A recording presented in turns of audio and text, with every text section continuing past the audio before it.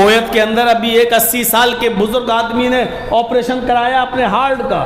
Kuwait میں 80 سال کے بزرگ نے جب آپریشن کرایا اپنے ہارٹ کا, کامیاب آپریشن, ڈاکٹر نے جب چھٹی دی تو 10 لاکھ روپے کا بل پکڑا دیا. انڈین کرنسی کے مطابق 10 لاکھ روپے کا بل.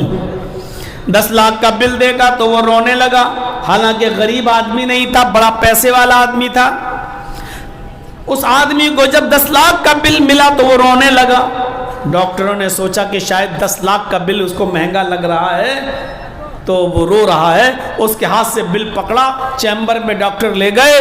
2-3 ڈاکٹروں نے میٹنگ کی اور بعد میں سوچا کہ چلو 2 لاکھ روپے کم کر دو. وہ بیچارہ رو رہا ہے, مہنگا ہوگا. نہیں معلوم ڈاکٹروں کو کہ کیوں رو رہا ہے.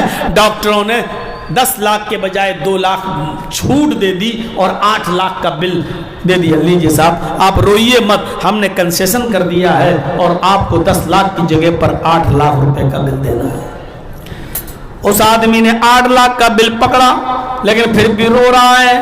ڈاکٹروں سے کہتا ہے آپ کیا سمجھتے ہو, کیا میں 10 لاکھ روپے نہیں دے سکتا تھا؟ جب آپ نے مجھے 10 لاکھ کا بل دیا تو وہ بل دیکھ کر میں رو رہا ہوں. کہ 10 لاکھ روپے دینے کی طاقت نہیں ہے میرے اندر. ارے تم 15 کا بھی بل دے دیتے تو میں آپ کو اس کی قیمت دیتا. میں 15 لاکھ بھی دے سکتا ہوں. میں اس لیے نہیں رو رہا ہوں کہ 10 لاکھ کا بل مہنگا ہے اور اس بل کی وجہ سے دیکھ کر میں رونے لگا. نہیں, میں اس لیے نہیں رو رہا ہوں. میں تو صرف اس لیے رو رہا ہوں کہ آپ نے میرے ہارٹ کا 10 منٹ میں آپریشن کر دیا. میرے دل میں تھوڑی خرابی آئی.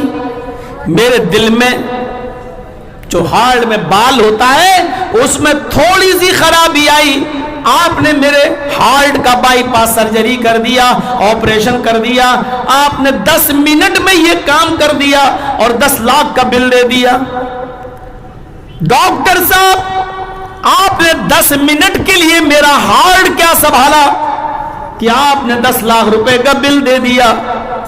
میں اس لیے رو رہا ہوں کیونکہ میری 80 سال کی عمر گزر گئی.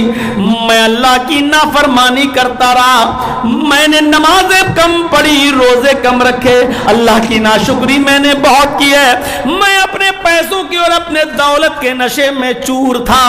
میں نے اللہ کی بغاوت میں نہ جانے کتنے کتنے کام کر ڈالے, کتنے گناہوں کا میں مرتکب ہوں. میں یہ سوچ رہا ہوں کہ میرے رب نے جو 80 سال تک میرے ہارٹ کو سنبھالا, میرے دل کو سنبھالے رہا, آج تک میرے پروردگار نے, میرے رب نے مجھ سے ٹیکس نہیں مانگا.